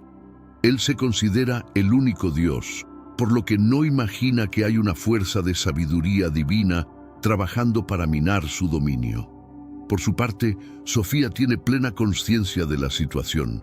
Reconoce al demiurgo como lo que es, un creador imperfecto que gobierna un mundo también imperfecto, y se esfuerza por ayudarnos a liberarnos de su influencia.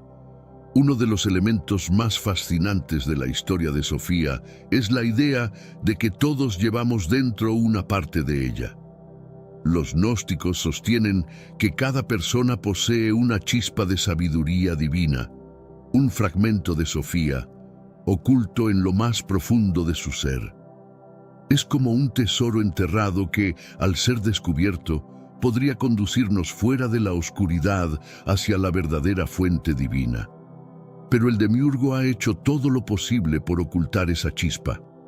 Ha construido todo este mundo material, este entero sistema de control, para distraernos y evitar que la encontremos. Aquí es donde la función de Sofía se vuelve esencial. Ella es la guía hacia esa chispa oculta. En los textos gnósticos se la presenta a menudo como una figura materna que nutre a la humanidad y la ayuda en su crecimiento hacia la iluminación espiritual. No es una deidad autoritaria que demanda adoración, sino una presencia sabia y compasiva que busca ayudarnos a despertar. Lo realmente interesante es cómo esto altera completamente la dinámica tradicional de la salvación. Desde la perspectiva gnóstica, la salvación no ocurre simplemente por seguir reglas o ejecutar rituales. Tampoco se trata de creer en un Dios o figura específica. Es sobre descubrir la verdad por uno mismo. Es reconocer la chispa divina dentro de nosotros y darse cuenta de que somos algo más que seres materiales atrapados en un mundo material. Y eso es precisamente lo que representa Sofía. Ella nos dirige hacia esa realidad más profunda. Es la voz que nos anima a mirar más allá de lo aparente, a desafiar lo que hemos aprendido y a explorar realidades más elevadas. En cierto modo, representa lo contrario al demiurgo. Mientras él encarna el dominio, la desinformación y el engaño, Sofía es símbolo de inteligencia, libertad y despertar espiritual. En las enseñanzas ortodoxas se nos dice que el fin del mundo vendrá con el juicio definitivo de Dios, donde los virtuosos serán salvados y los viciosos castigados. Sin embargo, desde una perspectiva gnóstica, el fin del mundo no se asocia con penalidades ni recompensas. Es un momento de liberación, el término del mandato del demiurgo y el inicio del auténtico despertar de la humanidad. En las escrituras gnósticas, el Apocalipsis descrito no es un cataclismo donde el mundo perece. Es más bien la desintegración de la realidad falaz del demiurgo. Es el momento en que la humanidad percibe la ilusión del mundo material y se reconecta con la auténtica fuente divina. El Apocalipsis no es un despliegue de la cólera divina, sino una liberación de las almas humanas del yugo de un creador imperfecto. Los gnósticos postulan que cuando suficientes personas despierten y descubran la chispa divina en su interior, el poder del demiurgo empezará a desmoronarse. Su influencia sobre el mundo material se debilitará, pues su dominio prolongado solo ha sido posible mediante la ignorancia. Cuanto más gente comprenda la verdad, menor será su poder. Y cuando eso ocurra, cuando bastantes de nosotros nos emancipemos, este mundo, tal como lo conocemos, se transformará radicalmente. El libro del Apocalipsis, frecuentemente visto como la profecía suprema sobre el fin de los tiempos, ha sido interpretado de diversas formas. Sin embargo, en un contexto gnóstico, no trata sobre el triunfo del demiurgo ni sobre su juicio final. Se refiere a la caída de este falso dios. Las guerras, el caos y la destrucción son meras representaciones del colapso del sistema del demiurgo bajo el peso de sus propias falacias. Y al asentarse el polvo, no se trata de ascender a un remoto cielo. Se trata de retornar a la verdadera fuente divina, al ámbito de pura luz y conciencia que trasciende esta prisión material. En este marco, el anticristo, usualmente visto como el gran adversario en interpretaciones convencionales, podría ser visto como un retador de la autoridad del demiurgo. Los tiempos del fin no son sobre una última sumisión a un Dios vengativo, sino sobre romper las cadenas de un sistema que ha confinado a la humanidad por demasiado tiempo.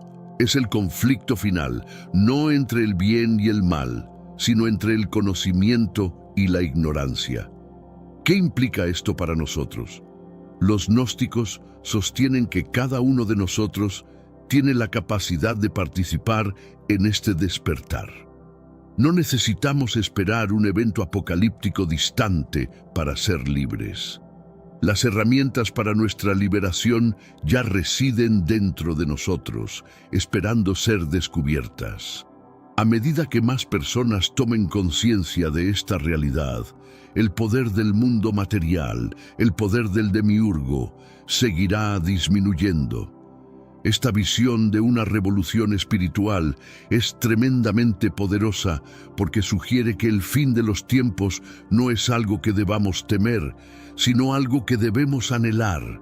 El fin del mundo no es el fin de todo, sino el comienzo de una nueva realidad. Es el fin de la ilusión.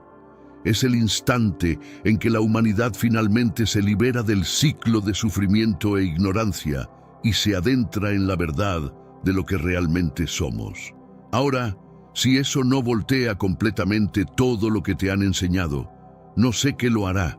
El Apocalipsis gnóstico trata sobre la liberación, no sobre la destrucción. Es sobre la libertad, no sobre el juicio, y es sobre despertar a la realidad de que el mundo material, con todo su sufrimiento, es solo una pequeña parte del panorama más amplio.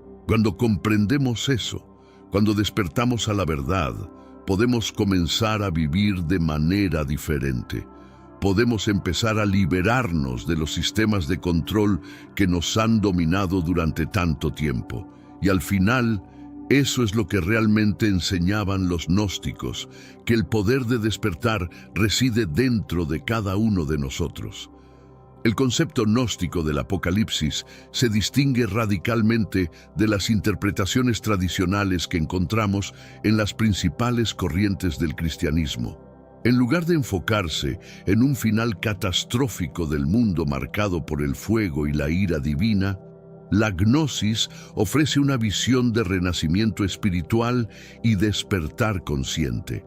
Esta perspectiva sugiere que el verdadero fin no es el término del mundo físico, sino una transición hacia una comprensión más profunda de nuestra existencia y nuestra conexión con lo divino. Dentro de la cosmología gnóstica, el demiurgo es visto como un arquitecto falible del mundo material, una entidad que, aunque poderosa, carece de la omnisciencia y la benevolencia atribuidas al concepto de un Dios supremo. Esta visión contrasta con la idea de un creador infalible y perfecto, proponiendo en cambio que el universo material es producto de un acto imperfecto y que la verdadera esencia divina se encuentra más allá de la creación de este ser.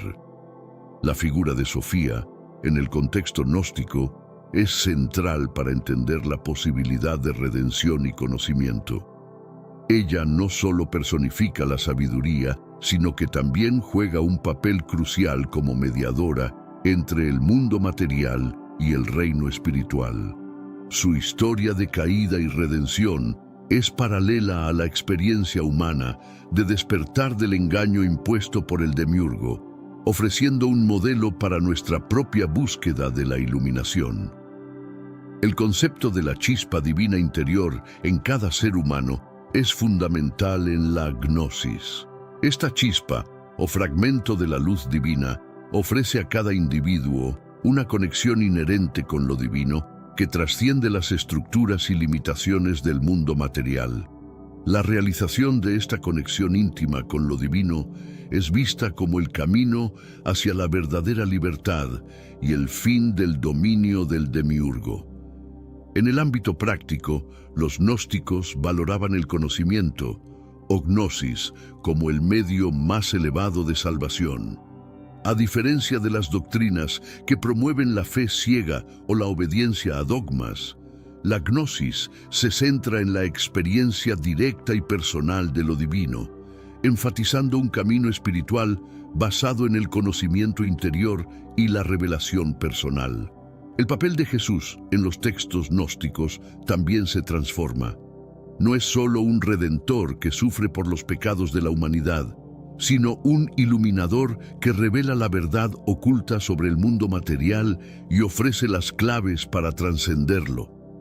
Esta interpretación de su misión pone el énfasis en el conocimiento y el despertar personal como los verdaderos objetivos de su enseñanza. Las implicaciones sociales y políticas de la gnosis también son significativas. Al desafiar las estructuras autoritarias y el control impuesto por el demiurgo, los gnósticos adoptaban una postura inherentemente revolucionaria. Esta perspectiva no solo desafiaba las autoridades religiosas establecidas, sino que también promovía un cambio radical en la percepción individual y colectiva de la autoridad y el poder. Por último, el enfoque gnóstico hacia el fin de los tiempos como un despertar masivo y una liberación de la ilusión sugiere una revolución espiritual más que un evento apocalíptico físico. Esta visión ofrece una esperanza alternativa, que el fin es realmente un nuevo comienzo, una oportunidad para que la humanidad se reconecte con lo divino y experimente la realidad en su expresión más pura y esclarecedora. Contemplemos un momento antes del amanecer del tiempo y del espacio, donde solo reinaba una presencia eterna. Este ser es Dios, el arquitecto supremo de la existencia. Abordemos esta cuestión esencial. ¿Cuál es el origen de la divinidad? Recorramos los siglos para descifrar el principio de todo. Los filósofos de la antigüedad y los sabios de la era moderna han tratado de dilucidar el surgimiento del universo y la perpetuidad de un creador sin principio. Únase a nosotros mientras exploramos misterios que desafían nuestra comprensión y amplían nuestra perspectiva del entorno cósmico. Hasta el final del vídeo, descubramos cómo la interacción entre tiempo, espacio y sustancia apunta a un autor que va más allá de lo imaginable. ¿Qué misterio rodea al universo? ¿Has considerado el principio de Dios? Si alguien lo creó, ¿cómo se originó todo? Hoy superamos los límites de la ciencia y las creencias, ahondando en un tema que ha fascinado a la humanidad durante siglos. En un tiempo lejano, antes de que existieran las formas o se desarrollara la luz, predominaba una figura omnipresente. Dios, suspendido sobre extensiones envueltas en oscuridad abisal, declaró desde las aguas originarias, conforme a lo narrado en Génesis 1:2, y su mandato reverberó a través de los siglos: que se haga la luz. De inmediato, la claridad emergió, separándose de las sombras, demostrando el vasto poder de Dios. Aún así, subsiste un enigma teológico fundamental. ¿Cuál es el principio de Dios? Antes de la formación del cielo y la tierra, en el vacío completo, Dios preexistía, dominante y singular en su gloria perenne. Desde las sombras invocó la claridad, estableció el orden sobre el desorden y de la confusión originó el equilibrio. Aunque persiste el dilema, ¿de dónde emergió Dios? Algunos postulan que Dios moldeó el planeta hace unos 6.000 años, en una secuencia de 6 días, conforme se relata en Génesis 1:1 a 31. Pero adentrándonos en una cavilación más intensa, cuestionamos el principio de Dios. Además, ¿cómo entender la operación de un ser espiritual en una realidad física? Si concebimos que Dios es el creador del cosmos, entonces, ¿quién creó a Dios? Y así se inicia un ciclo interminable de indagaciones.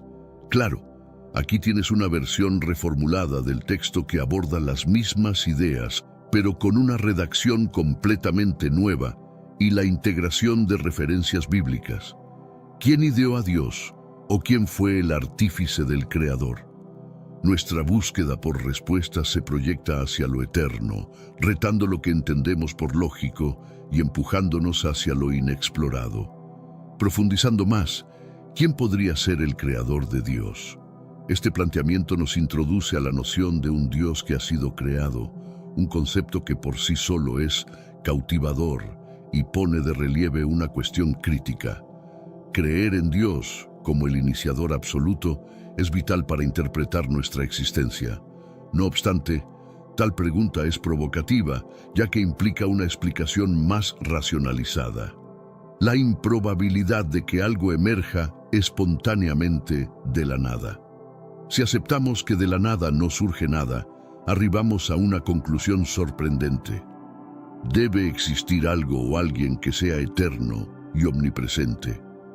Al descartar la posibilidad de que algo pueda originarse de la nada y reconociendo nuestra propia existencia pensante, resulta evidente que alguna entidad ha existido siempre.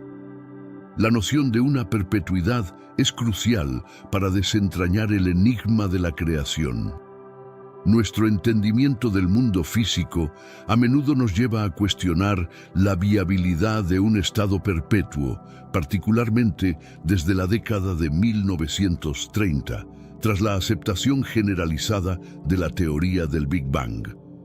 Este modelo revolucionó cómo percibimos el universo, indicando que el cosmos que conocemos es meramente una etapa temporal en una secuencia incesante de acontecimientos cósmicos.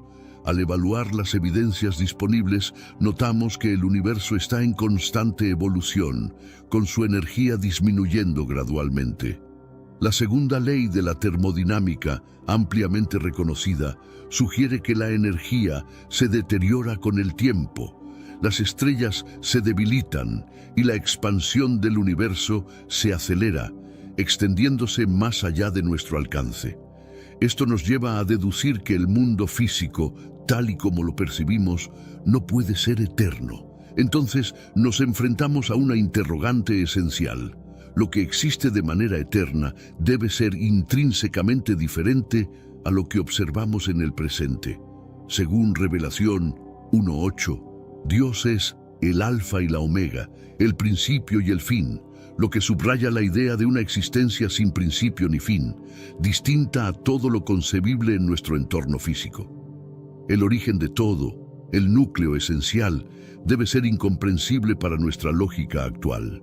Este desafío nos incita a profundizar en la naturaleza real de un misterio que excede nuestra realidad física.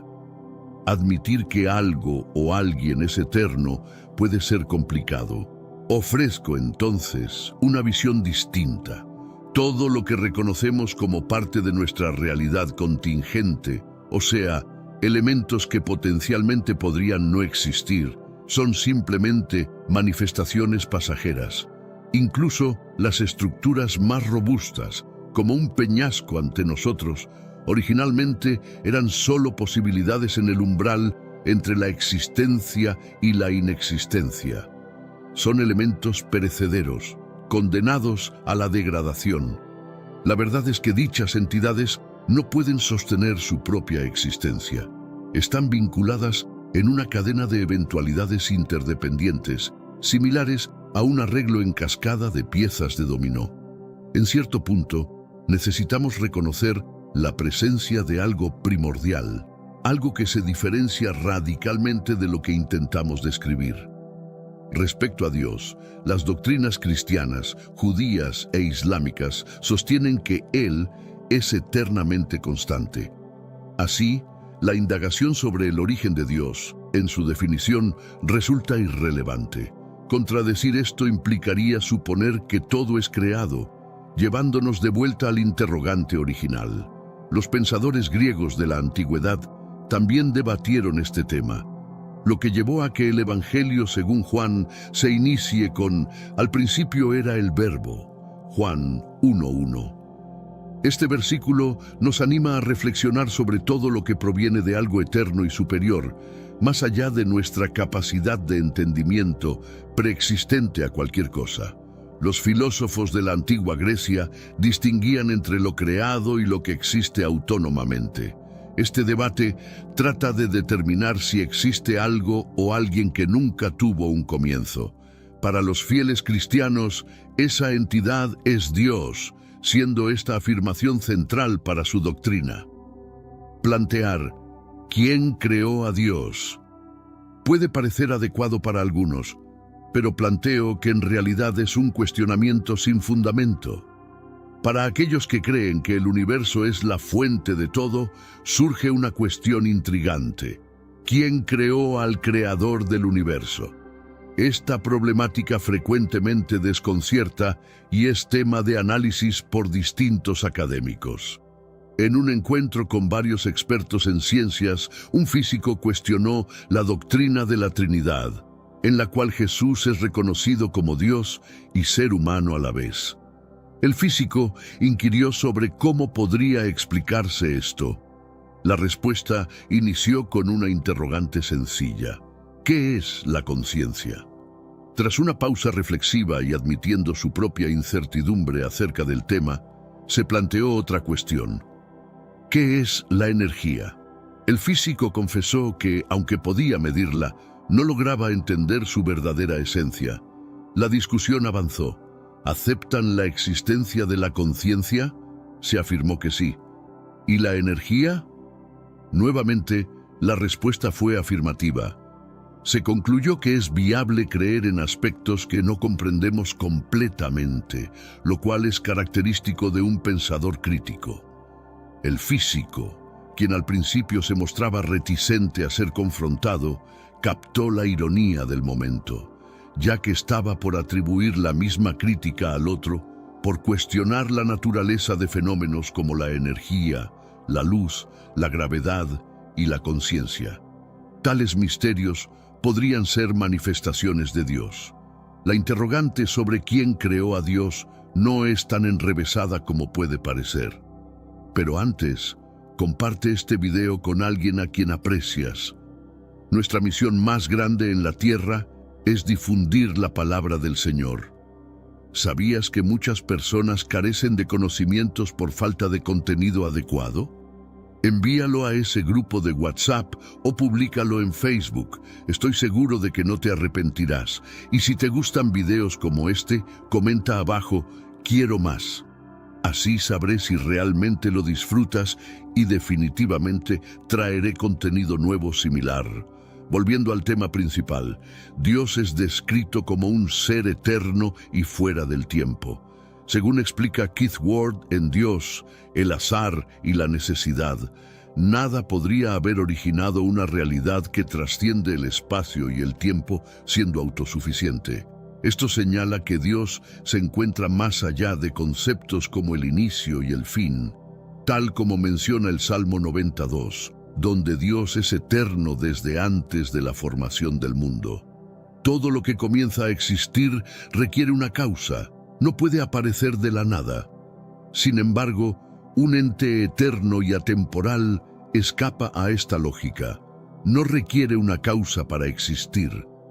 Incluso pensadores ateos como Daniel Dennett han reconocido que si existen verdades eternas, como los números o entidades matemáticas, estas no demandan un origen, pues nunca fueron creadas. El concepto de Dios ilustra precisamente esta idea de un ser eterno y autónomo, una entidad primordial e indispensable.